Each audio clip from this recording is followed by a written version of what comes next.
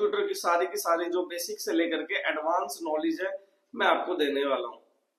तो क्या करना है आपको, बस स्टार्टिंग से देखना है और कॉपी और पेन को लेकर के बैठे, क्योंकि मैं आपके जो एग्जाम में क्वेश्चन आते हैं, मान लीजिए आप आईटीआई कर रहे हैं, आप पॉलिटेक्निक कर रहे हैं, आप बीसीए कर रहे हैं, आप बीटेक के फर्स्ट ईयर में हैं, इन सभी के जितने भी क्वेश्चंस हैं मैं आपको बिल्कुल स्टेप बाय स्टेप बताऊंगा कि बीटेक में किस तरह के क्वेश्चन आते हैं, पॉलिटेक्निक में कैसे क्वेश्चन आते हैं, आपके बाइनरी नंबर के कैसे कैसे क्वेश्चन आएंगे आपके, और आपके हार्डवेयर के से रिलेटेड जो होते हैं, सॉफ्टवेयर से रिलेटेड होते हैं, सारे डाउट्स जितने भी हैं मैं आपके क्लियर करने वाला हूँ। बस आप देखते रहें और कॉपी और पेन को लेकर के जरूर बैठे, क्योंकि मैं आपको बहुत सारे ऐसे कंप्यूटर के क्वेश्चन आंसर कराऊंगा जो आपके वर्क के होंगे। तो चलिए स्टार्ट करते हैं। सबसे पहले तो यहाँ पर बात करेंगे कि कंप्यूटर को किसने बनाया। तो कंप्यूटर को जो बनाया वो चार्ल्स बेबेज ने बनाया। आप इसको नोट डाउन करते चलेंगे, अपने हिसाब से आपको नोट्स बनाने हैं। मैं आपको यहाँ पर क्वेश्चन उसके आंसर, अब क्वेश्चन आंसर को आप अपने हिसाब से कॉपी में लिख लेंगे। चलिए सबसे पहले हम बात करेंगे कि कंप्यूटर को किसने बनाया। तो कंप्यूटर को जो बनाया वो चार्ल्स बेबेज ने बनाया। अब बात करते हैं कि किस ईयर में बनाया गया, कंप्यूटर किस ईयर में बनाया। देखो इंटरनेट पे आप सर्च करेंगे आपको बहुत सारी ईयर मिलेगी, तो यहाँ पर मैं आपको बताने वाला हूँ जो बिल्कुल चार्ल्स बेबेज ने जिस ईयर में कंप्यूटर को डिजाइन किया था 1822 में। चार्ल्स बेबेज ने कंप्यूटर बनाया था 1822 में। अब यहाँ पर सबसे बड़ा जो क्वेश्चन है वो ये है कि चार्ल्स बेबेज ने कंप्यूटर तो बनाया था 1822 में ही बनाया, लेकिन क्यों बनाया, वाई, कंप्यूटर का ऐसा क्या काम था जो चार्ल्स बेबेज ने बनाया, क्यों बनाया कंप्यूटर को। हर एक चीज का रीजन होता है। आपने पेन बनाया, पेन क्यों बनाया, लिखने के लिए। आपने सीट बनाई बैठने के लिए, आपने कपड़ा बनाया पहनने के लिए। तो अब यहाँ पर क्वेश्चन ये उठ करके आता है, ये बनता है क्वेश्चन कि कंप्यूटर को बनाया क्यों बनाया। मैं आपको हिंट दे देता हूँ कि कंप्यूटर को, देखो कंप्यूटर 1822 यानी कि आपसे 100-150 साल पहली बात, यानी कि 200 साल हो गए। अब 200 साल में भी थोड़ा सा प्लस मान के चलते हैं, क्योंकि हो गए 25 चल गए। तो अब 200 साल पहले, उससे भी पहले वो प्रॉब्लम थी जिसके लिए कंप्यूटर बनाया। जब चार्ल्स बेबेज ने अब से 200 साल पहले बनाया था तब भी वो प्रॉब्लम थी, और आज भी वो प्रॉब्लम है, और आने वाले समय में भी वो प्रॉब्लम रहेगी। उसके सॉल्यूशन के लिए, अब उसको हम प्रॉब्लम को प्रॉब्लम नहीं कह सकते क्योंकि कंप्यूटर हमारे पास में, क्योंकि कंप्यूटर ने हमारी इस प्रॉब्लम को सोल्व कर दिया है। तो लेकिन वो जो काम था वो उस टाइम भी था, वो 1822 के दौरान भी था, वो आज भी है, और वो आने वाले समय में भी रहेगा। तो आप मुझे बताएं कि ऐसा कौन सा काम है जो ऐसा है कि वो पहले भी था, अब भी है, और आने वाले समय में रहेगा। मेरा मानना यह है कि जब तक दुनिया चलेगी तब तक वो काम रहेगा। तो वो काम है आपका कैलकुलेशन का। कंप्यूटर को जो बनाया था वो कैलकुलेशन के लिए बनाया था, क्योंकि पहले भी राजा महाराजा थे, उनके यहाँ भी काम होता था, वो भी हिसाब किताब अपना रखते थे, तो बड़ी प्रॉब्लम्स होती थी। तो अब क्या हुआ, चार्ल्स बेबेज ने कंप्यूटर को जब से बनाया है तो हमारी कैलकुलेशन में आसानी पैदा हो चुकी है। तो जो कंप्यूटर को बनाया था वो कैलकुलेशन करने के लिए ही बनाया गया था, और कैलकुलेशन जब तक दुनिया रहेगी तब तक हिसाब किताब रहेगा। क्योंकि एम्प्लॉय की सैलरी होगी, या आपके जो कंपनी है उसका डाटा हो गया, आप एक स्टूडेंट है तो आपने अपने नोट्स वगैरह, या अपना मतलब घर से पॉकेट मनी, या मतलब बहुत सारी ऐसी चीजें हैं जहां पर आपका कैलकुलेशन का जो काम है वो रहता है। ठीक है, तो आप अपना कैलकुलेशन का जो काम है वो कंप्यूटर में आसानी से कर सकते हैं। तो चार्ल्स बेबेज ने कंप्यूटर को बनाया था 1822 में। क्यों बनाया था, हमारे वर्क को इजी करने के लिए, मतलब कैलकुलेशन के लिए। ठीक है, तो मैं आपको कंप्यूटर की अब बात करते हैं स्ट्रक्चर की, कंप्यूटर के स्ट्रक्चर के बारे में बताऊंगा। तो आपको ना वीडियो बिल्कुल ध्यान से देखनी है और कॉपी और पेन को लेकर बैठना है। स्ट्रक्चर जैसे जैसे मैं बनाऊंगा ऐसे ही आपको अपनी कॉपी पे बना लेनी है।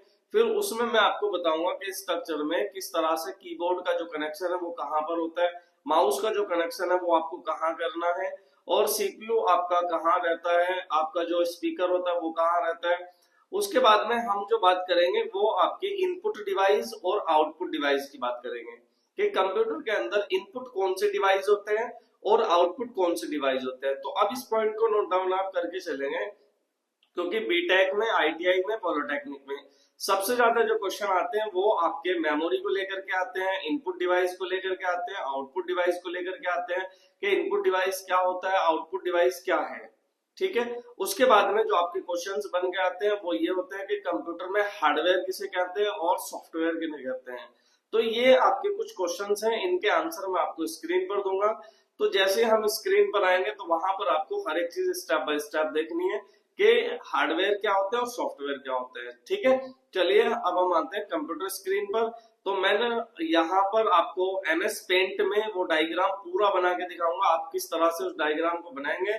तो आपको प्रैक्टिकल कर लेना, पहले तो आप अपना कॉपी पे उसको बना लेना 4-5 बार 10 बार, क्योंकि कनेक्शन में बड़ी प्रॉब्लम आई। कनेक्शन करने आपको आने चाहिए। अगर आप कंप्यूटर सीख रहे हैं और आपने या सीख लिया है तो आपको कनेक्शन नहीं आते तो फिर सीखना बिल्कुल बेकार है। तो कनेक्शन करने आपको आने चाहिए, क्योंकि दुकानदार वहां से आपको कनेक्शन बता सकता है, कनेक्शन करके नहीं देगा। ठीक है, तो कनेक्शन आप खुद ही करोगे। लैपटॉप में तो कोई इतने कनेक्शन करने की बात नहीं है, लेकिन हम बात कर रहे हैं डेस्कटॉप की, तो डेस्कटॉप में कनेक्शन की जरूरत पड़ती ही पड़ती है। ठीक है, तो अब हम MS पेंट में स्ट्रक्चर बनाएंगे कंप्यूटर की। उसके बाद में वहीं पर मैं आपको कंप्यूटर के हार्डवेयर के बारे में बताऊंगा, कंप्यूटर के सॉफ्टवेयर के बारे में बताऊंगा, इनपुट डिवाइस क्या होते हैं, आउटपुट डिवाइस क्या होते हैं और कनेक्शन किस तरह से करते हैं। ठीक है, उसके बाद में स्टेप बाय स्टेप मैं आपको कंप्यूटर बहुत एडवांस में सिखाऊंगा।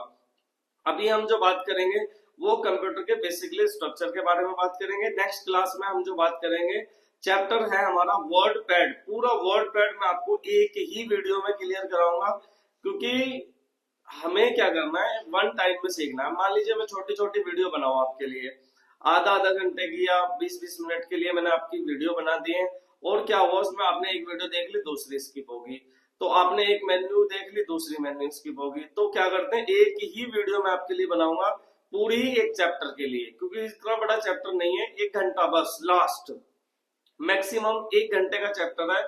मैं आपको पूरा चैप्टर वर्ड पैड जो है वो पूरा कराऊंगा। ठीक है, अब हम जो है आते हैं कंप्यूटर स्क्रीन की तरफ।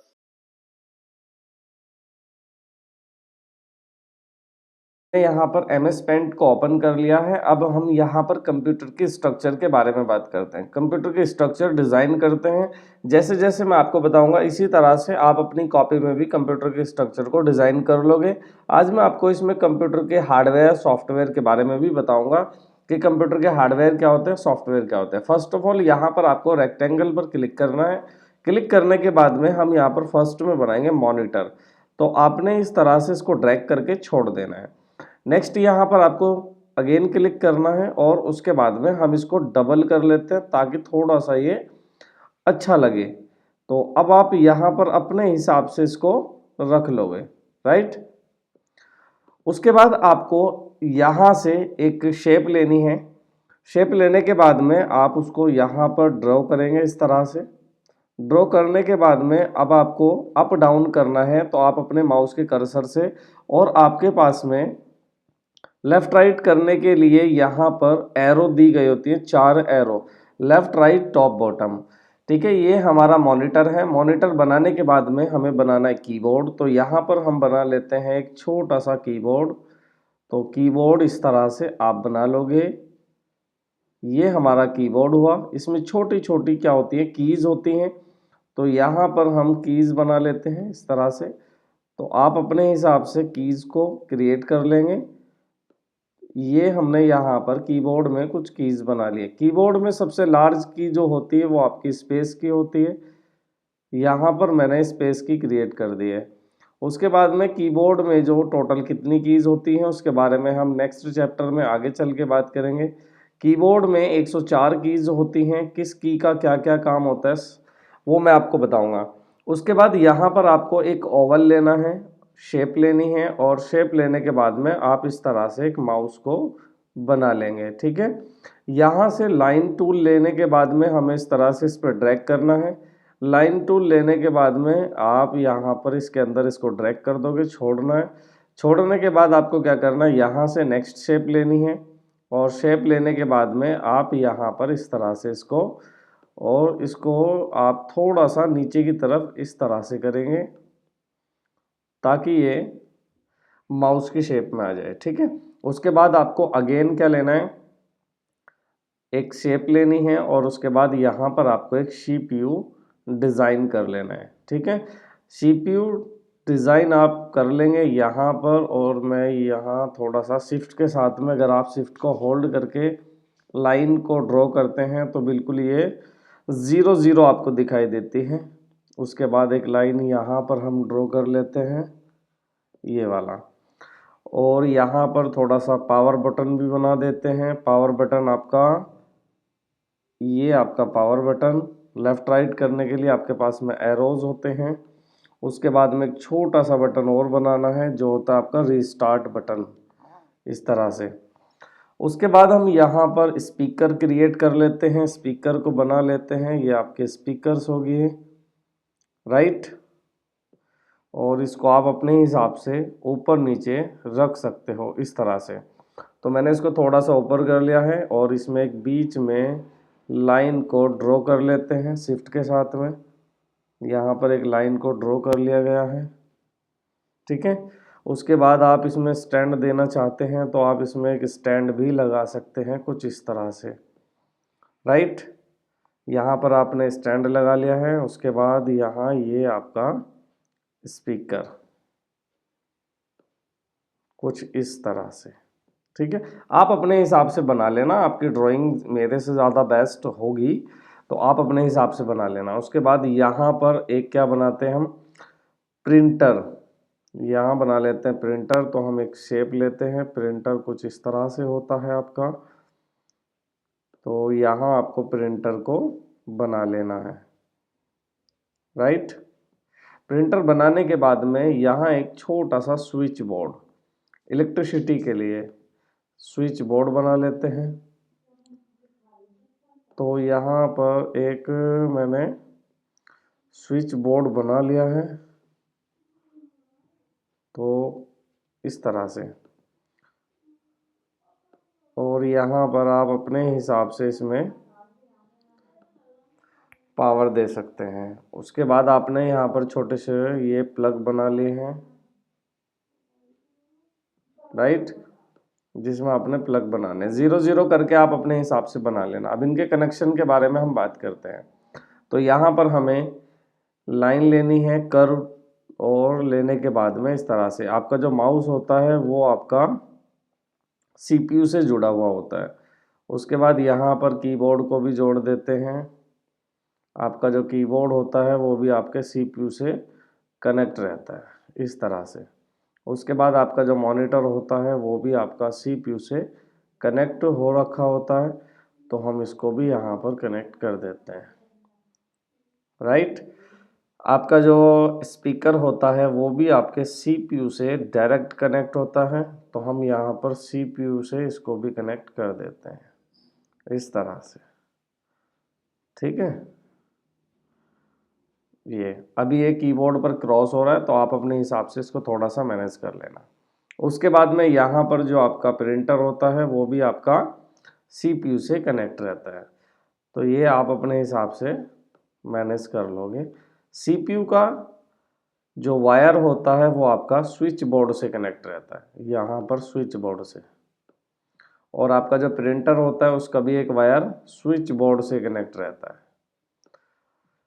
नेक्स्ट यहाँ पर जो आपका मॉनिटर होता है, मॉनिटर का जो वायर होता है एक आपका CPU से, और यहाँ पर एक वायर जो आपका जुड़ा हुआ होता है वो आपका स्विच बोर्ड से जुड़ा हुआ होता है। तो आप इस तरह से इसको क्रिएट कर लेंगे, ठीक है। उसके बाद में यहाँ पर ये आपका पावर बटन, इसको अगेन रिपीट करते हैं हम। यहाँ जैसे कि मैंने अभी आपको बताया, इसको कहते हैं स्पीकर, ये आपके स्पीकर होते हैं। अब स्पीकर कौन सा डिवाइस होता है, स्पीकर आपका जो होता है वो आपका आउटपुट डिवाइस होता है, क्योंकि स्पीकर जो है हमें रिजल्ट देता है, हमें आवाज़ देता है। तो स्पीकर जो है हमारा आउटपुट डिवाइस है। कीबोर्ड जो है हमारा एक इनपुट डिवाइस होता है, क्योंकि यहाँ पर कीबोर्ड इनपुट क्यों होता है मैं आपको बताता हूँ। कीबोर्ड जो हमें कोई इन्फॉर्मेशन देता नहीं है, कीबोर्ड हमसे इन्फॉर्मेशन ले लेता है। जैसे कि यहाँ पर हम कीबोर्ड के अंदर टाइप करते हैं कुछ भी, तो कीबोर्ड से हमें कोई भी रिजल्ट नहीं मिलता, रिजल्ट हमें मॉनिटर से मिलता है। तो मॉनिटर जो है वो आपका एक आउटपुट डिवाइस है, मॉनिटर एक आउटपुट डिवाइस होता है आपका। उसके बाद यहाँ पर आपका आता है माउस। तो आपका जो माउस होता है, ये जो आपका माउस यहाँ पर मैंने बना रखा है, माउस जो होता है आपका एक इनपुट डिवाइस होता है। इनपुट माउस जो होता है इनपुट डिवाइस होता है, क्योंकि ये हमसे डेटा लेता, हमें डेटा नहीं देता। उसके बाद में हमें बात करनी है सीपीयू कौन सा डिवाइस होता है। सीपीयू कंप्यूटर का ब्रेन होता है और सीपीयू इनपुट और आउटपुट दोनों काम करता है। उसके बाद यहाँ पर हमें बात करनी है प्रिंटर के बारे में। तो अब प्रिंटर कौन सा डिवाइस होता है, यहाँ पर प्रिंटर जो है हमारा आउटपुट डिवाइस होता है, क्योंकि ये हमें रिजल्ट शो करता है। प्रिंटर एक आउटपुट डिवाइस है।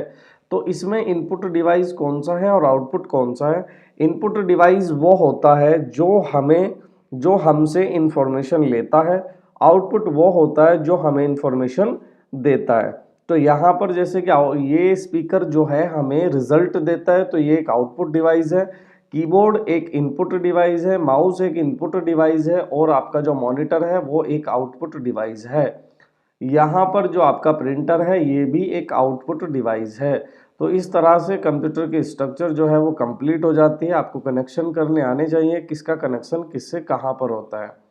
तो ये इसके बेसिकली कनेक्शन है। आप थोड़ा सा बेस्ट करके इसको बना लोगे, ये कंप्यूटर की स्ट्रक्चर है। थोड़ा सा मैं उम्मीद करता हूँ आप सभी से कि आप इसको बहुत ज़्यादा बेस्ट करके बना लेना। नेक्स्ट हम बात करेंगे कि किस तरह से हम पहले सॉफ्टवेयर पे आते हैं, बाद में मैं आपको राइट क्लिक भी पढ़ाऊंगा कि राइट क्लिक क्या होता है, राइट क्लिक में कितने ऑप्शन होते हैं, किस ऑप्शन का क्या काम है।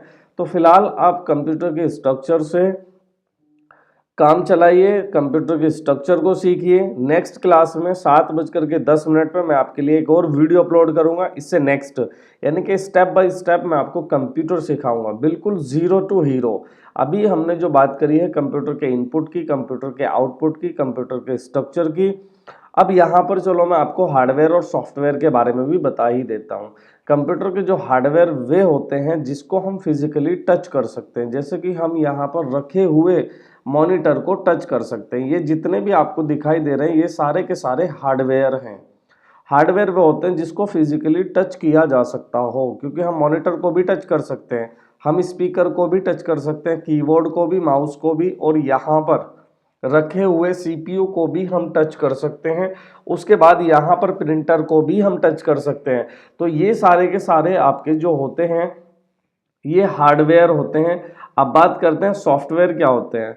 तो ये सारे के सारे आपके क्या हैं, हार्डवेयर। तो आपके ये हार्डवेयर हैं। अब हम सॉफ्टवेयर की भी बात करेंगे कि सॉफ्टवेयर क्या होते हैं। तो मैं आपको सॉफ्टवेयर को बता दूं जिसको हम टच नहीं कर सकते, जिसको हम टच नहीं कर सकते वो आपके सॉफ्टवेयर होते हैं। मतलब जिसको हम फिजिकली छू नहीं सकते वो आपके सॉफ्टवेयर होते हैं। एग्जाम्पल के तौर पे आप इसके अंदर क्या यूज़ करेंगे, Notepad, WordPad, Paint, MS Word, Photoshop, Corel Draw, उसके बाद में HTML। ये सारे की HTML तो आपकी लैंग्वेज होगी। तो ये सारे के सारे आपके सॉफ्टवेयर है, व्हाट्सएप, फेसबुक, इंस्टा।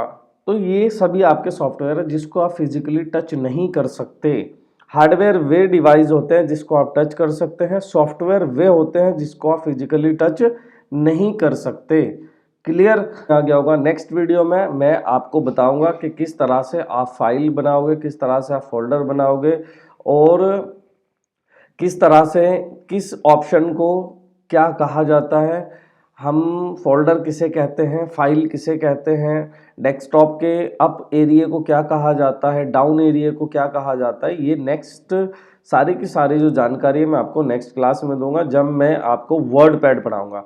तो नेक्स्ट चैप्टर जो होगा हमारा वर्ड पैड होगा। तो मैं आपको वर्ड पैड की पूरी इन्फॉर्मेशन दूंगा, ठीक है।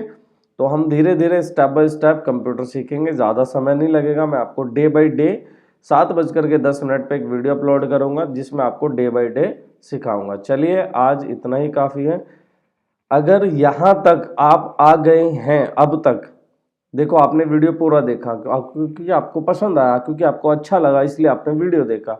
तो जब आप यहाँ तक आ गए हैं तो चैनल को सब्सक्राइब करें आप।